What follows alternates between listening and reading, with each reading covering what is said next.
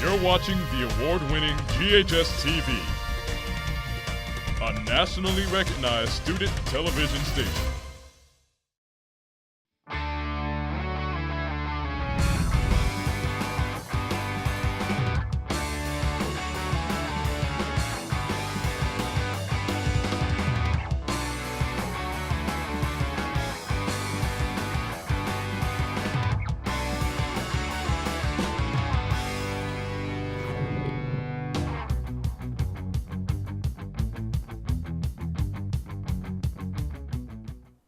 Hello, and welcome to this week's edition of GHS-TV's award-winning talk show, Crosstalk. I'm your host, Maggie Lathem. Each week in this time slot, we take a look at different issues, personalities, and events that affect you and our community. The theater offers many lessons about the historical and cultural significance of the performing arts, as much as it teaches about the skill and discipline of acting.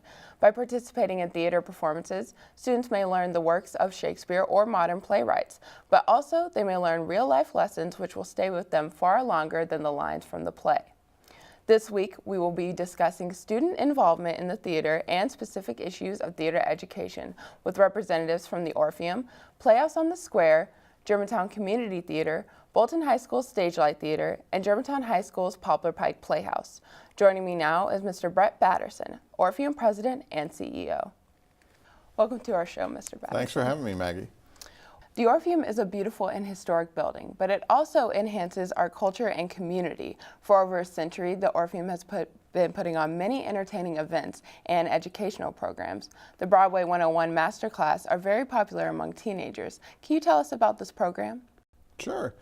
Broadway 101 is the masterclass that we held before one of the touring Broadway shows in the Orpheum. So, for instance, our next one is for Beautiful, the musical that will be coming up in just a couple of weeks. And prior to one of the performances, one of the cast members, or perhaps two cast members from Beautiful, will come and talk with and work with interested high school students from across the tri-state region. And they'll get to learn a piece of choreography from the show, and then they actually go and see the show following that. And we do that pretty regularly through the year. What should students expect from Broadway 101 this year? Well, upcoming we have the Beautiful Broadway 101, and then we have two for Sound of Music, one for high school students, and we're actually doing one for junior middle school students. It's called Broadway 101 Junior. Both of those are with Sound of Music. So they're great programs, they're great opportunities to learn a little bit about what life on the road is like for performers that get in a touring Broadway show, as well as to learn some of the rigors of a specific piece from that show. So it's a great opportunity to expand your knowledge beyond your high school theater. As we know, the Orpheum is not just a name or organization. It is a way to unite professionals and community volunteers. Your Star Council is a great way for teenagers to get involved in the program. Can you tell us about the Star Council and how it benefits teenage students? Sure. STAR stands for Students Take a Role. And any student whose school participates in our National High School Musical Theater Awards is eligible to be a member of Star Council. You just apply. Many students use it as their community service hours towards their graduation in their high schools. Many high schools have community service hours. Some just do it for the fun of being there. Those students take an active role participating in not only organizing the National High School Musical Theater Awards, but also other programs. For instance, next week we'll be announcing our upcoming Broadway season, and the Star Council members will be there to act as greeters and to make sure that everybody knows, the audience knows where to go, what to do, when. And so it's a great opportunity to be involved with the Orpheum, while if you need community service hours, gaining those community service hours.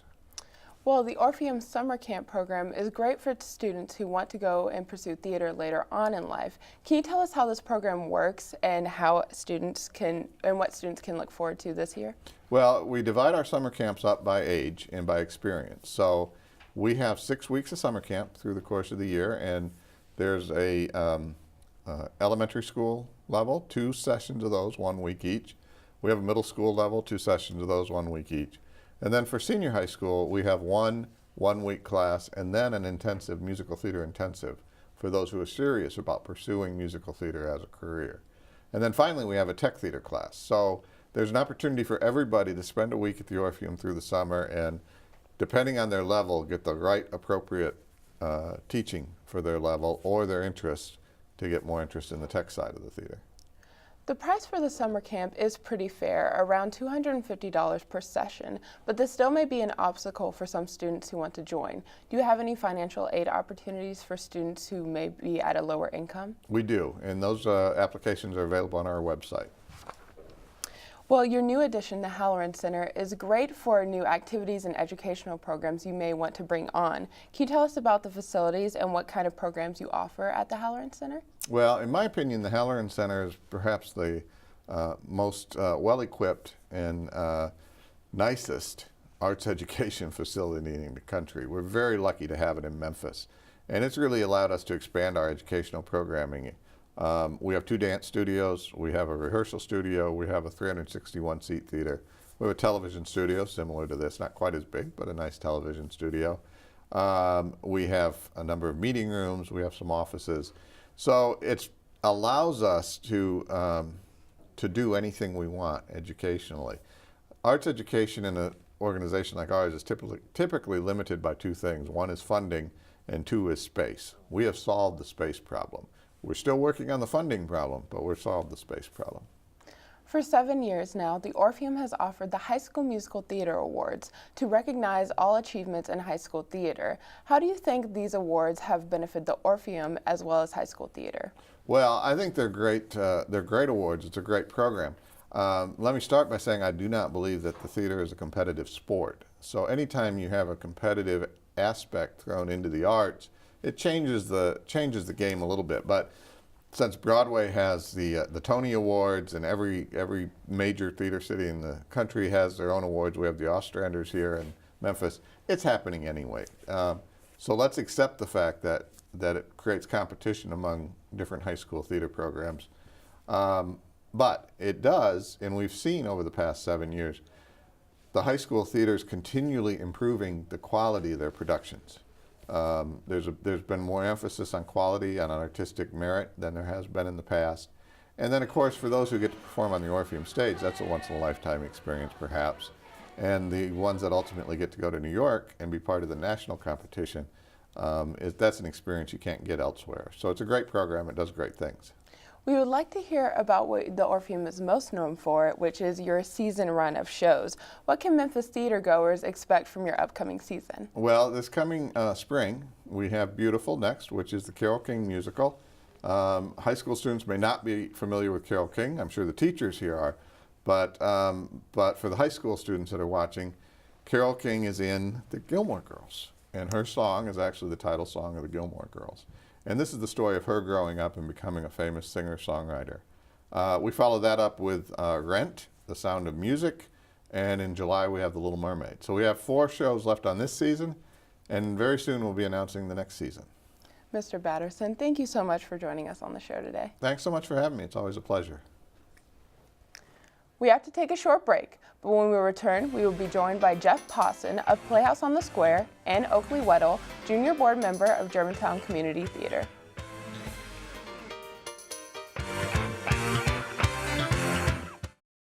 Can you help me with this? My new dad teaches me all kinds of stuff. Sure. He helps me with homework. That would be 3.6795. Thanks. Yep. He helps me with my decision-making. I wouldn't use this one. Ever. And he's even teaching me how to drive. And that's why cars have bumpers. I'm learning so much. You don't have to be perfect to be a perfect parent. Thousands of kids in foster care will take you just as you are.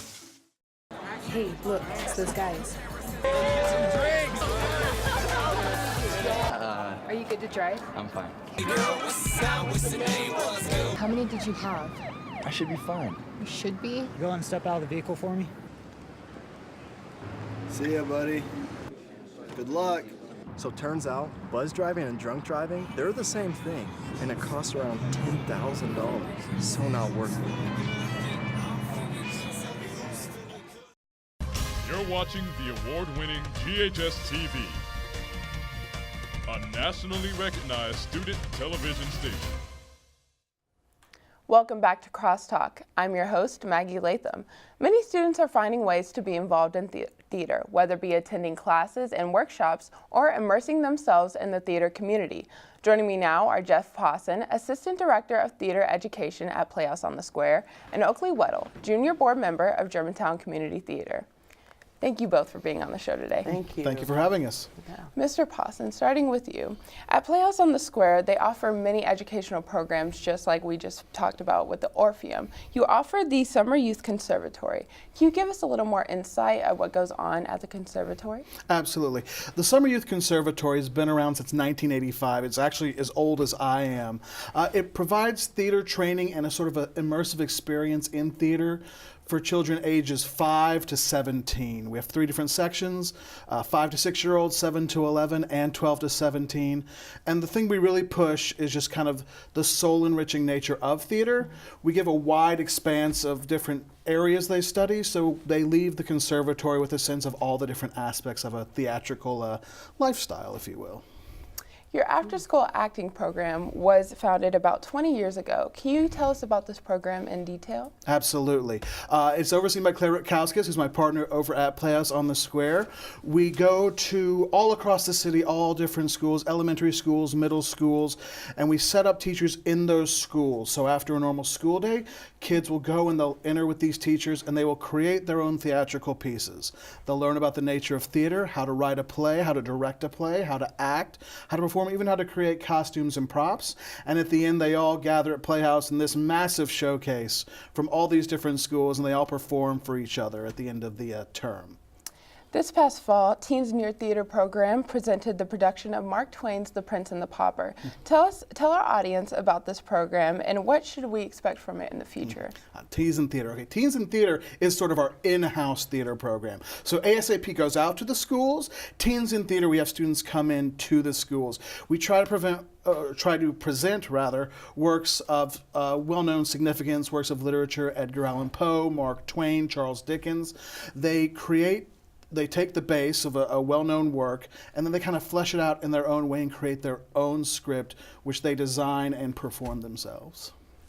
Oakley, you've been involved in Germantown Community Theater since you were just 10 years old, and you are now a junior board member of the theater. Tell us about your experience at Germantown Community Theater, and what are your responsibilities as a board member? That's an interesting question. So I started when I was 10, as you said. I auditioned for the Best Christmas Pageant Ever, and I got in. And after that, I started volunteering as a stage manager for the Velveteen Rabbit a couple years later.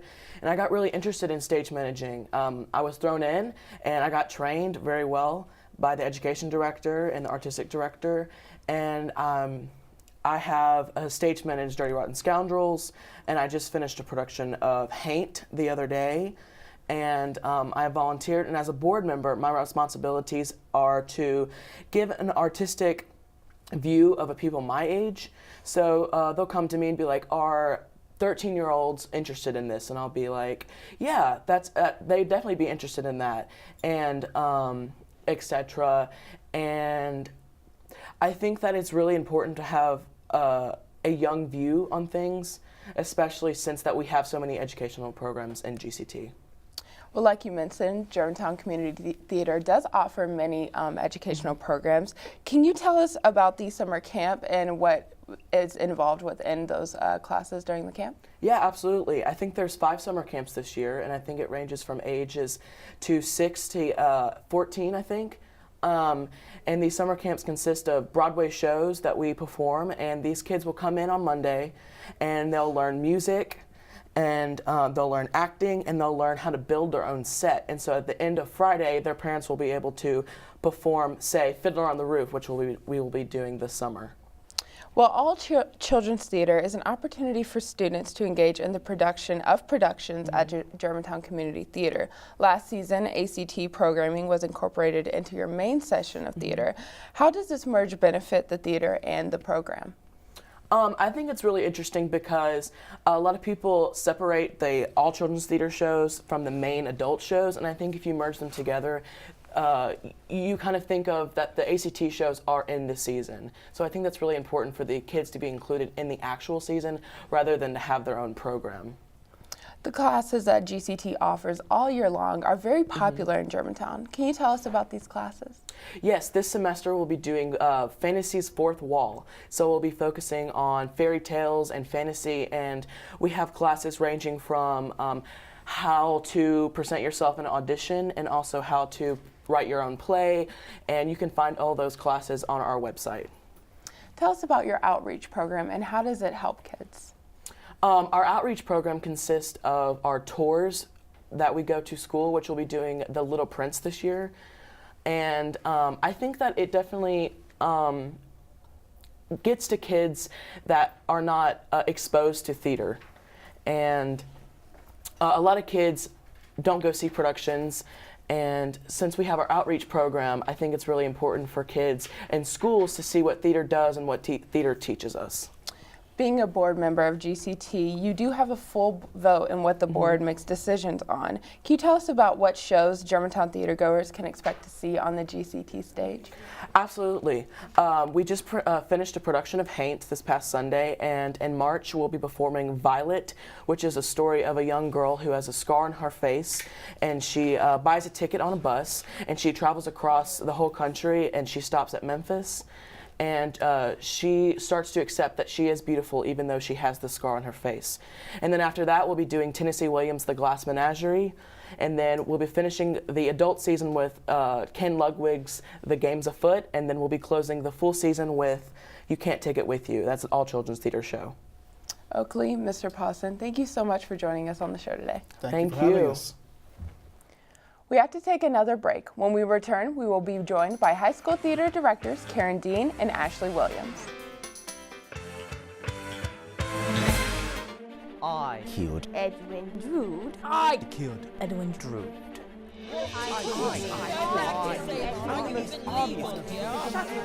One of these aides could be the killer, and we need your help in solving the mystery of Edwin Drood.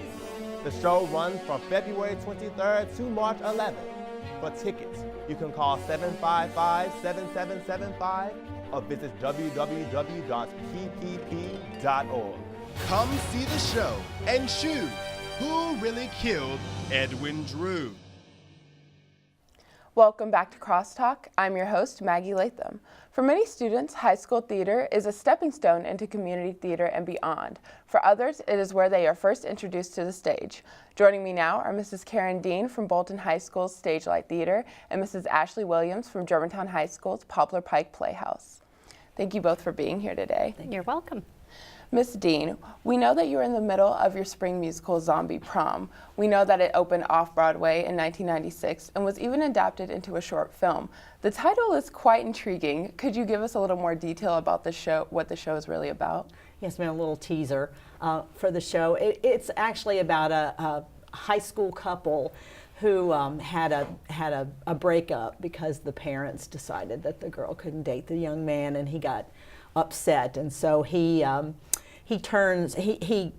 basically commits suicide, but it's all in tongue-in-cheek because he comes back to the school as a zombie and wants to take her to the prom. And so the whole premise of the show then is, will the administration allow a zombie to take one of their seniors to her senior prom, and how the kids rally around him. Miss Williams, compared to Zombie Prom, most theater goers are familiar with the mystery of Edwin Drood. What made you decide to bring it to the PPP stage? It's such a different kind of show, and I think that the students, to get to do a show where they have to come up with 8 different endings, and you don't know which ending you're going to get because the audience votes on who the killer is. They get to solve the mystery. And so I think for students to be able to have that kind of experience where they have to think on their feet and they find out what ending they're doing literally 30 seconds before they go on stage, it's just exciting, and it's a different kind of musical for them to perform. Over the years, both of your plays have been recognized by the High School Musical Theater Awards provided by the Orpheum. What does it take to get such an outstanding recognition? Lots of dedication from the students. I mean, the students have to want to not only do the play, but they have to learn to do it well, and it takes an enormous amount of time for them to be able to be capable enough to put what they've learned on the stage. And so it really just takes kids who want to do it and who want to learn it and who want to work hard, and that's what we do. And Ms. Williams, for you?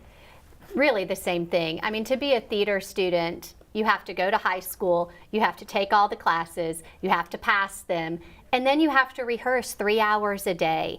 And those rehearsals, you know, we usually rehearse for 8 weeks before we even put on the show. And so I think to have that dedication and then to have somebody recognize it, like the High School Musical Theater Awards, it just kind of validates what they're doing. We don't put our worth in it by any means, but it definitely, I think, shines a light on what these kids are doing in the arts. I want to address this question to both of you. What criteria do you take into consideration when you are deciding what type of shows you want to perform within your theater? I always look at the 4 years that a student is going to spend at Germantown High School, and I try within those 4 years, thinking of them, you know, a freshman to a senior, and try to expose them to different things. It's unique in high school in that you do know a small group of kids who are probably going to audition for you every year. So you kind of have a way to kind of fit the musical to that. But then there are surprises every year where you have students who you didn't even know could sing or act show up for the first time. I have that this year. I have a lovely senior girl, I've never seen her before, showed up and auditioned, and she's just been fabulous. And so you kind of have to take all of that into consideration, that you know what you're dealing with, but there are always surprises thrown in as well. You just have to start with the student. I mean, we look each year in May at what we think we're going to have coming back. Not that we precast anything, but you can't do anything if you know you don't have the students that are going to be able to perform that. And we want to do something we know we can do well and something that the students will feel successful doing. So we start with them and then go from there and find some things that will work with their talent, their specific skill, the amount of students we have, and try to make it so that we will be successful without stressing during the show. Ms. Williams, many years ago, Ms. Dean as a teacher and you as a student, you were involved within the Germantown Fine Arts Department founded by Frank Bluestein. What do you believe makes Germantown High School such a unique and special program?